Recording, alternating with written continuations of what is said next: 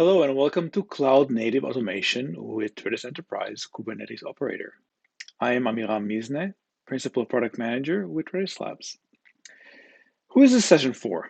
If you operate data services such as Redis for your customers, whether on Kubernetes or not, or if you are a developer consuming Redis and you're interested in learning how to improve both your operator and developer experiences with Kubernetes, then this session is for you. I'll discuss the benefits of running Redis Enterprise on Kubernetes using our established product portfolio. More specifically, how both operators and developers can leverage Kubernetes and Gitops cloud native practices to manage the lifecycle of Redis data services. I'll introduce RedisLabs' latest addition to our Kubernetes offering, the Redis Enterprise Database Controller, which facilitates these capabilities. Then my colleague Roy Prat from RedisLabs engineering team will demonstrate how you may implement a GitOps workflow with Flux, a CNCF project, together with the Redis Enterprise Kubernetes controller. Let's get to it. For those of you that are new to Redis, it is an in-memory database or key value store, which means it's lightning fast, especially compared to databases that write to disk, making it ideal for use cases that involve quick user interactions like web session stores, job queue management, messaging, and many other use cases. All are part of what we like to call the instant experience. All are enabled by Redis. Redis is also a community-supported open source project, has been pulled from Docker Hub over 2 billion times, and voted most loved database by developers for 3 years in a row now. Redis Labs is the home of and sponsor of the Redis open source project, which means Redis Labs is the primary contributor and promoter of the project. Our product offering that powers both the managed Redis cloud service as well as our self-managed product is called Redis Enterprise. It has open source Redis at its core with added capabilities on top to make it even more performant, highly available, geo-distributable, and an overall more secure database. All these capabilities offered as a fully managed cloud service or self-managed software plus 24/7 support make for an enterprise-grade product, while still maintaining compatibility of data types and Redis interface, which makes migrating applications between open source and enterprise versions of Redis quite seamless. So what's so great about enterprise and enterprise cluster, and why should you care? So some brief background on that. The cluster is a group of nodes with a share-nothing symmetrical architecture. Share-nothing means that the various Redis shards, Redis instances that run inside a node have no awareness of each other and are therefore isolated to prevent them from affecting one another. For an operator, it means you can easily run multiple database instances on the same cluster, serving various applications and different use cases. In fact, we run hundreds of customers' databases on a handful of clusters in our Redis Enterprise Essentials database as a service product. Symmetrical refers to the fact that the cluster nodes all know the same thing. They each have all the required information to take over the cluster roles, which in essence means that the cluster can survive nodes going down and or being replaced. More importantly, it also means it can scale linearly by adding more nodes.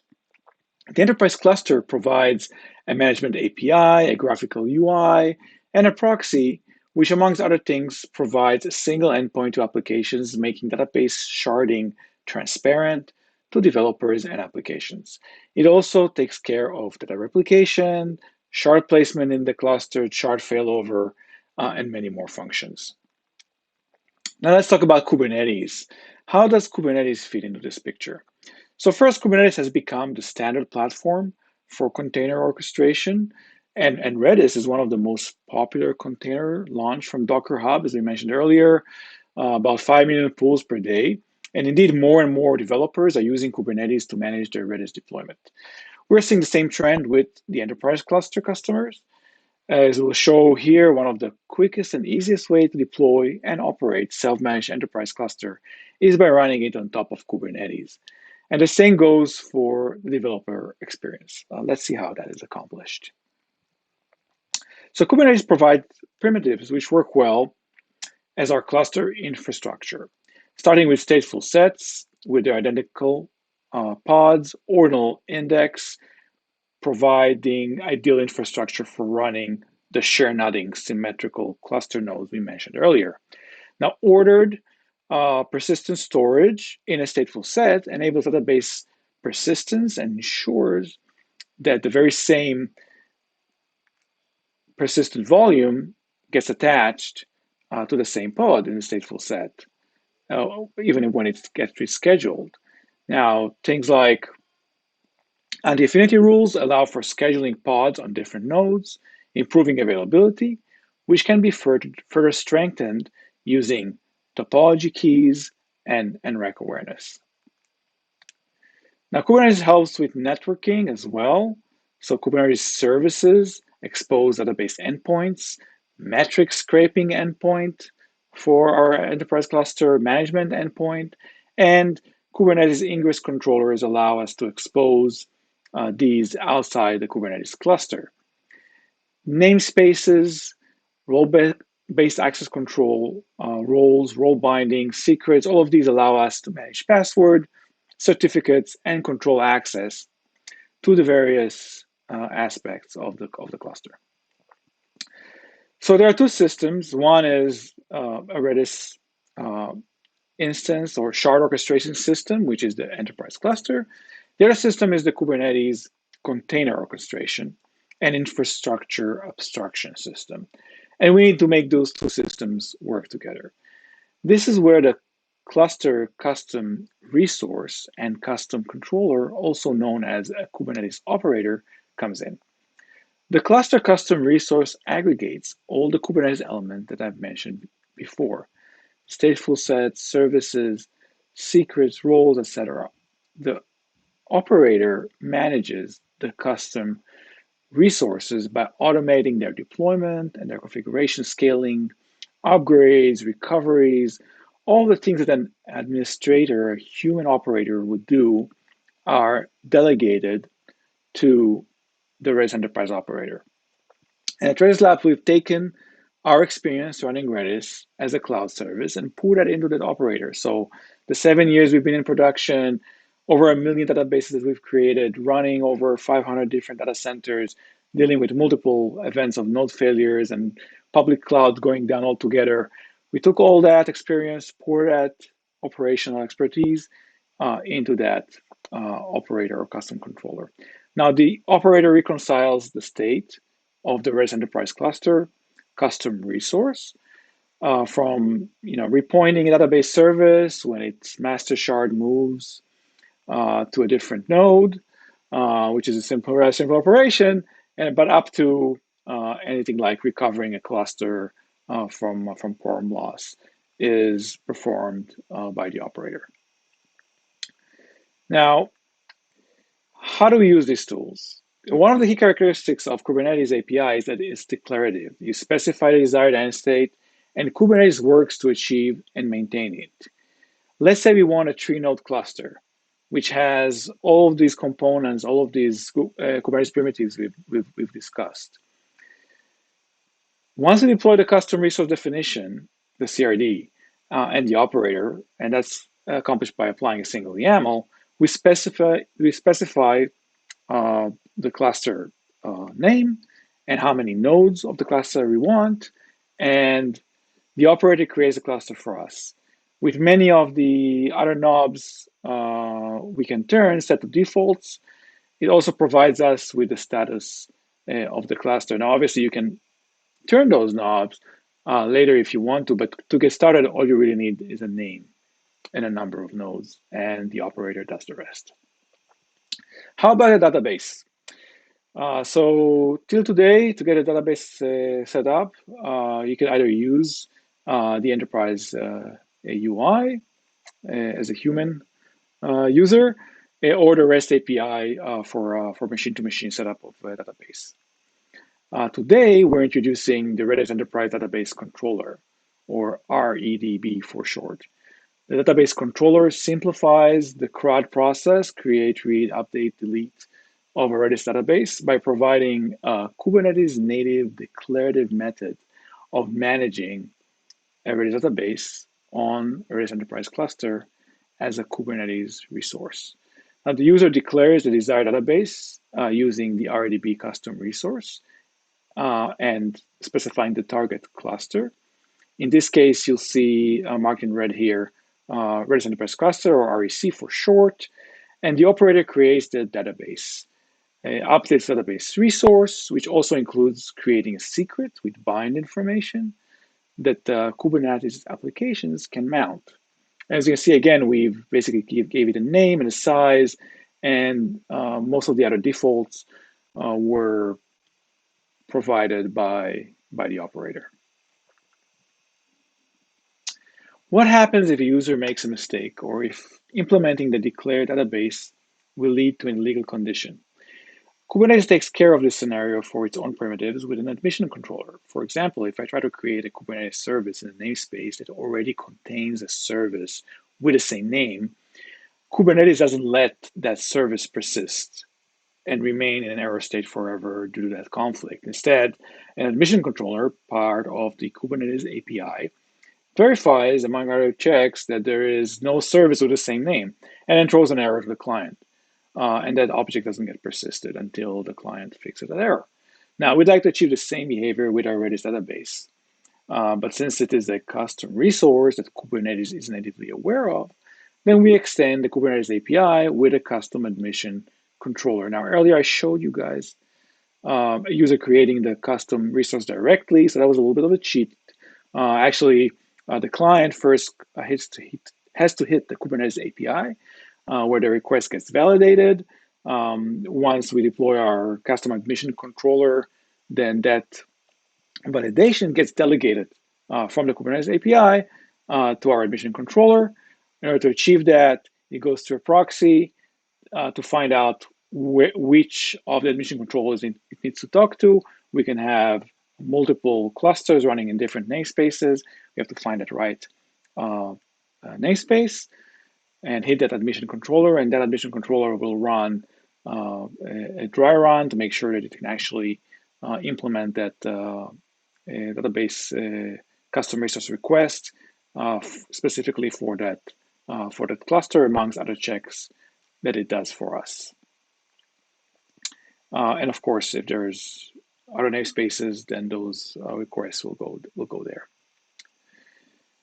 So to discuss how and when we can put these new tools that Redis team has built, let's talk about Gitops. And I'll start with a definition, and I really like this one from CloudBees. It states, Gitops is a paradigm or a set of practices that empower developers to perform tasks, which typically fall under the purview of IT operations.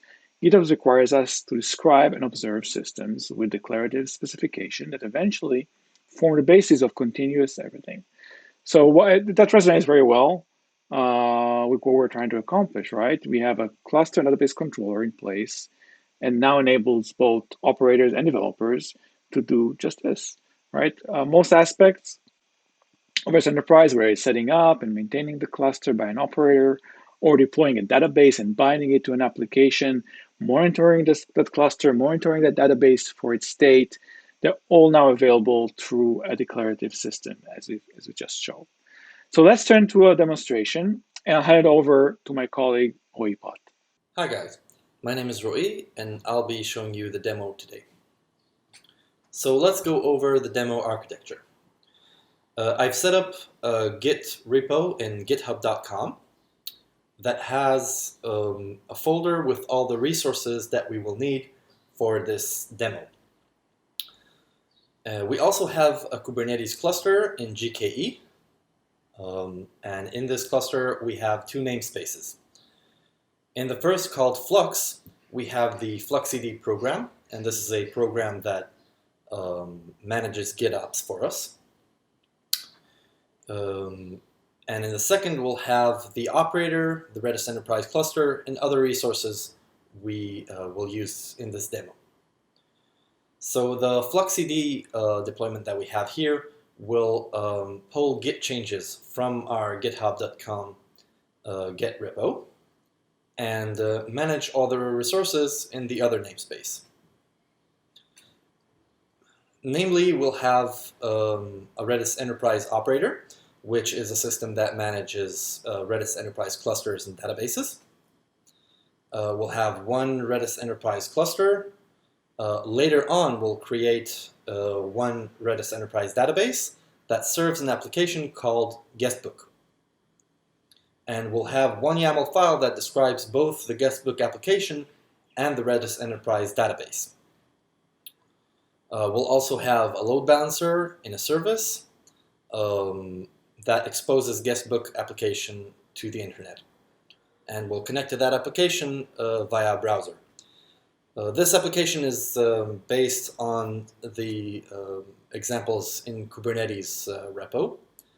And it shows a very simple use case of storing and retrieving data from Redis, in this case, our Redis Enterprise database.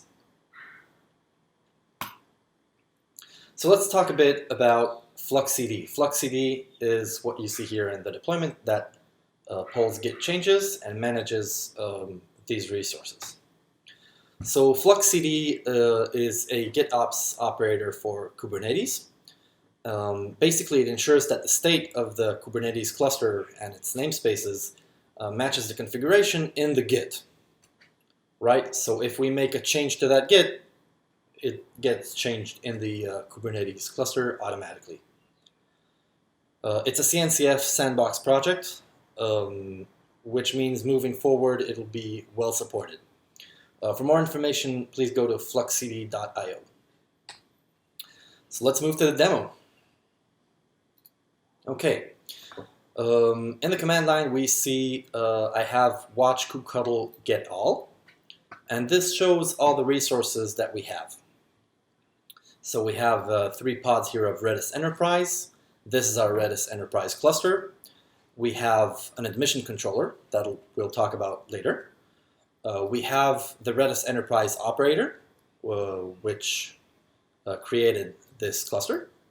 We have a services rigger, which supports the Redis Enterprise operator, and some services.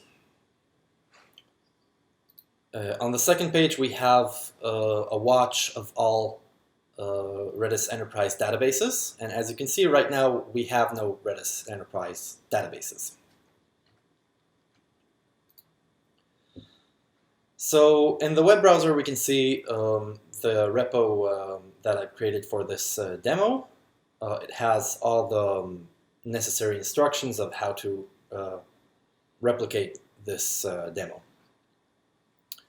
In the workloads directory, we can see 3 files that show us all we need for this demo. We have a bundle YAML. This YAML file has all of the resources necessary for Redis Enterprise to be created and for our Redis Enterprise operator.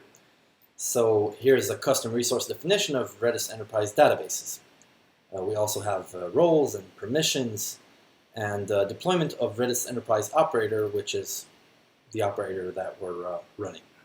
So all of this is managed by the Gitops, basically because it's already inside the master branch of this Git repository. It's already created in Kubernetes because Flux read it from here and implemented it in our cluster.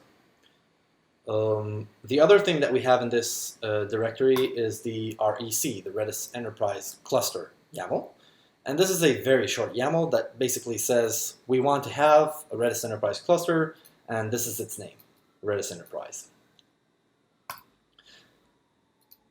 The third YAML is where it gets interesting. This YAML shows how we want to configure our application and the database that it will use. So this is the guestbook deployment, and as you can see, all of it is commented out because we didn't want it to be created just yet. We're still working on that. So the deployment will create pods that have one container of the guestbook And in this container, we're going to map the password from a secret. Basically, when you create a Redis enterprise database, the operator automatically creates a secret with all the information necessary to connect to that database. And this information will be automatically mounted into this deployment's environment variables and be read by the guestbook application. So it'll automatically connect to the database. There's no need to move around passwords or anything like that, no additional configuration. Okay, so let's say we're working in the organization and we want to change the production environment, and now we'd like to roll out this guestbook application. We go to the YAML file and we edit it. I just removed all of the commenting out, and let's git add the file that we changed, git commit, and say enable guestbook app. And here you would want to write a good commit message that explains the change. One of the great things about Gitops is that it allows you to track what changes were made to your environment. At this point, usually you'd open a PR and ask one of your peers to review your change. But for now, we're just going to commit it straight to master and let our Flux CD deployment make the changes necessary in our environment, in the Kubernetes cluster. So right away, we see some changes are happening. First of all, we have the guestbook service being created. It's a load balancer, and pretty soon it's going to get an external IP. We also have the pod from the deployment of guestbook already created and running.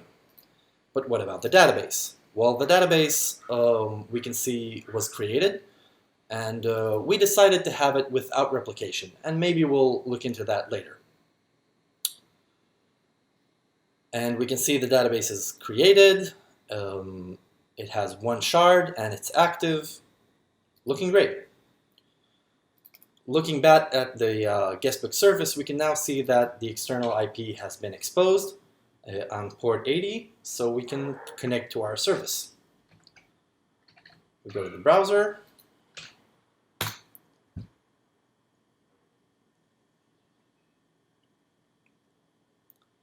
And we should now be able to connect to our application. Great.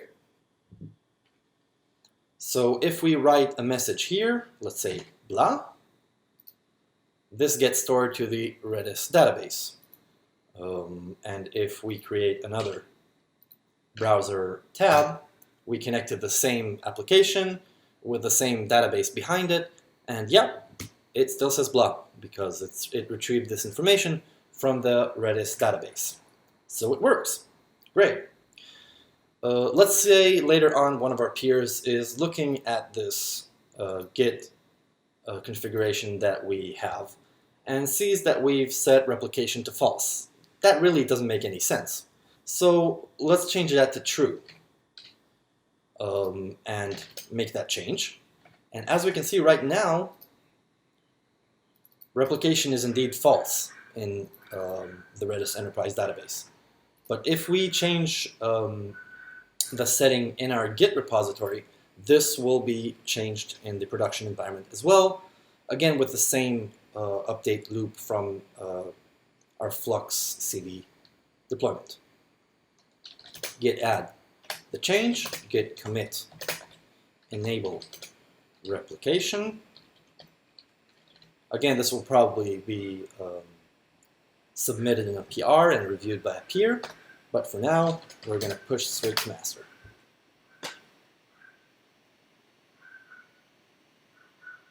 The change was updated in Git, and pretty soon, Flux CD will see that change and, oh, there it is. Replication has been set to true, some changes are pending, and it's done. That was pretty quick. So, this is how we can manage databases and applications using Gitops. Now let's try to test our admission controller. So what is admission controller? Admission controller is the Kubernetes way of validating changes to a custom resource before applying those changes. And we've set up our admission controller to check changes to this Redis databases and only apply them if they make sense. So let's try and edit our Redis Enterprise database. So the command is k edit Redis Enterprise database, REDB.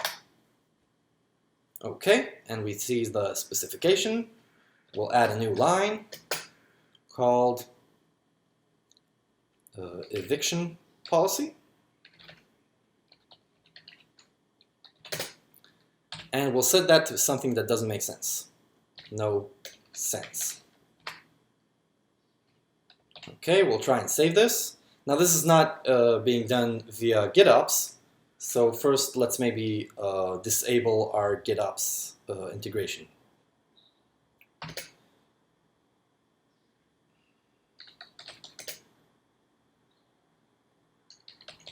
K-edit deployment Flux in the Flux namespace. And change the replica numbering to 0. So there's no replicas. We've basically turned off Gitops at this point.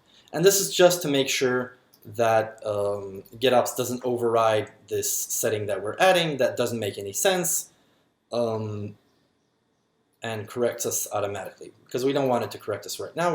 We want to see that the admission controller sees our mistake, validates it with Redis Enterprise, and shows us that we can't make this change. Okay, so we tried to update this, but the guestbook database, but the admissions webhook denied the request. Basically, it says no sense is not one of the valid options for that field, which are these. Okay, so let's maybe take another option, take one of these. Let's say volatile LRU, edit the Redis Enterprise database, and again, we'll set the eviction policy to volatile LRU. And now that it's a valid change, it will allow us to do it. So this will help you manage your databases while making less mistakes. Thanks. Thank you, Roy. The capabilities you've seen can be expanded to serve hundreds of internal customers over a single or multiple clusters. Offering self-service Redis is a pattern we're seeing with an increasing number of our enterprise customers, whether they are already running Redis Enterprise on Kubernetes in production or in the beginning of the way to building self-service platform for developers. The same goes for CI/CD. With declaratives specs now available, cluster and databases can be deployed and then migrated from dev and test environments through to staging and all the way to production with predictable results. The Redis Enterprise Kubernetes operator with a database custom controller are available today with the generally available version of Redis Enterprise 6. Please go to RedisLabs.com to learn more about our offering. Thank you for your time.